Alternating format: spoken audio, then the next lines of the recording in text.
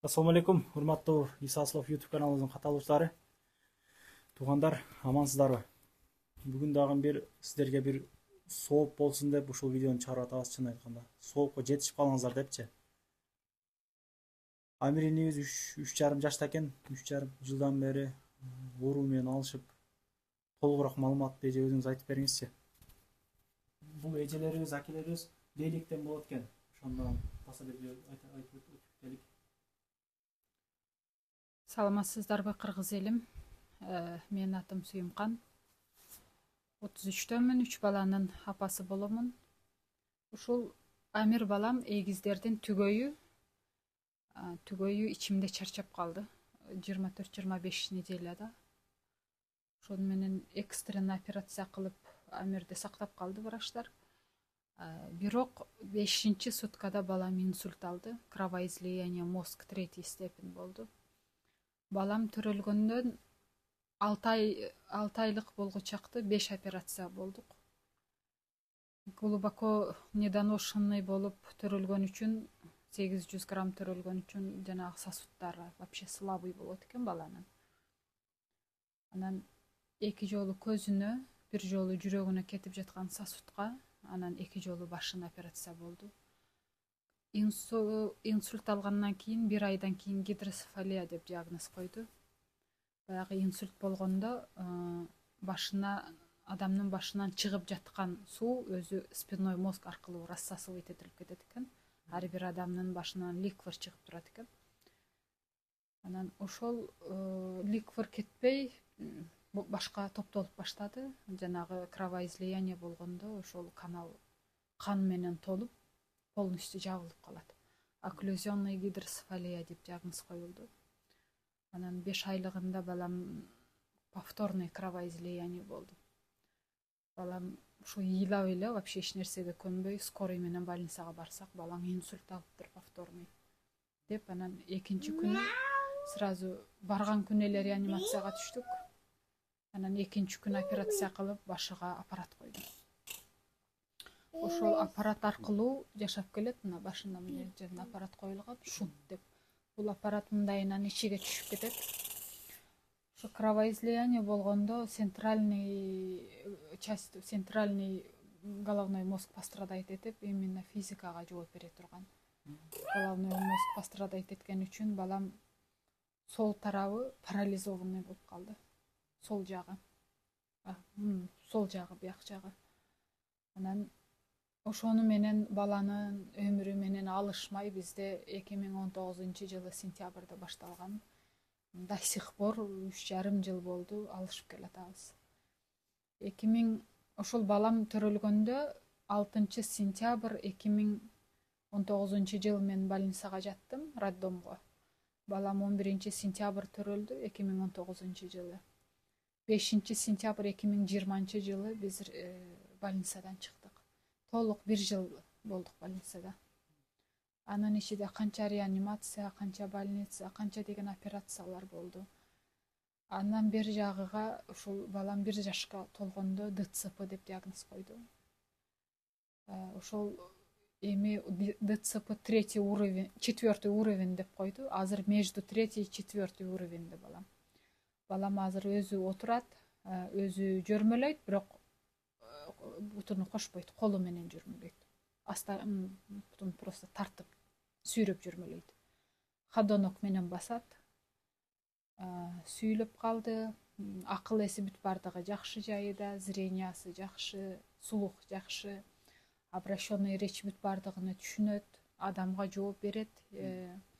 Азыр тили жайыга келди. Бизге азыр постоянный реабилитация керек да. Мен балам ушул 7 жашка чыкты баламды постоянно реабилитация кылып жүрүшүбүз керек. Ансыз балада физический развитие болбойт. Простой сөз менен айтканда, баягы память физикага жооп бере турган головной мозг удалит болуп калган, жок болуп кеткен. Кровоизлияние болгондо. Эми ошол физический ролду башка мээлер алыш үчүн реабилитация кылабыз. Бул реабилитация здоровый адамда сигнал импульс баштан аяққа кетсе, бизде реабилитация аркылуу аяктан башка жөнөтөт, чтобы стимуляция головной мозг кылат, чтобы бала физический развитие балада болуш үчүн. Бул реабилитация бизге өтө кымбатка турат. Бул реабилитация ай сайын балага 350 миңден, укол дарыларын кошпогондо просто реабилитациянын өзү 350 миң кетет. Бул реабилитациясыз бала развитие болбойт. Просто бала лежачий болуп калат. Если мен ошого согласна болсом, реабилитация кылбасам, бала инвалид болуп калат. И так балам инвалид, бирок лежачий инвалид болуп калат. Ошон үчүн биз бүт бардык күчүбүздү топтоп, алыбызды топтоп, только ушул реабилитация аркылуу гана баланы бастырганга шанс бар экенин билдик. Ошого ушул элдерден суранат элем, ушул менин баламдын келечегини түзүп берүүңүздөрдү. Биз ушул элементарный эле кыймылды ушул биз реабилитация аркылуу жасайбыз. Здоровый балдар, здоровый адамдар просто колуну көтөрүп өздөрү кыймылдаса, биз ошону реабилитация аркылуу бизге ушул кыймыл пайда болот. Ансыз кыймыл пайда болбойт. Ошого мен ушу элдерден суранат элем. Сиздердин жардамыңыздарга биз муктажбыз. Ушул баламдын басып кетүүсүнө, баламдын ушул балдар катары обычный школго барышына себепкер болууңуздарды суранат элем. Сбербанк карта номерлериңизди коюп койдук, бияка эмне деп чыгат ошондо? Эргешбай кызы Сүйүмкан деп чыгат. Кыргызстандан акча которгонго мүмкүнчүлүк барбы жокпу? Кыргызстандан акча которгонго мүмкүнчүлүк бар. Апам эл сом ачты. Эл сомду коюп койдук. Эмне деп чыгат эл сомдон? Саипова Изат Машираповна деп чыгат. Дүйнөнүн буң бурчунан тыйын которсоңуздар болот туугандар. Жардам берип коелук. Бияка жазылышына караганда 3.439.820 рубль деп чыгарышыптыр. Шоттор ачылган, даяр бардыгы, жардам берип ооба. Документтер бүт баары бар. Реабилитационный центр Родникте занимайся этебиз. Кимдир бирөө ишенбесе, горячий линияга звонить этип, ушу баланын историясы жөнүндө сураса болот. Ошол центрде биз постоянный реабилитация болот. Текстильщик, метро текстильщик. Документтерим бүт бардыгы бар. Фонд жактан дагы бир аз жардамдар болду, кандай болду аке? Фонддон, ооба, Кудайга шүгүр, фонддон Закият деген фонд бизге жардам берди. Жок эми, ар бир областта, ар бир айылдын өздөрүнүн фонддору бар азыр. Учурда мисалы айыл жагынан бир аз көмөк көргөзүлдүбү аке? Айыл жагынан биз ошо группаларга кайрылганда ошо былтыр сбор кылганыбызда районудан ошол WhatsApp аркылуу эметкенде ошол лейлектен которду да. Бир аз. Ооба. Дагында болсо ошол жардам берсе жакшы болот. Айыл группалар бар экен, ошол аркылуу тыйын болду.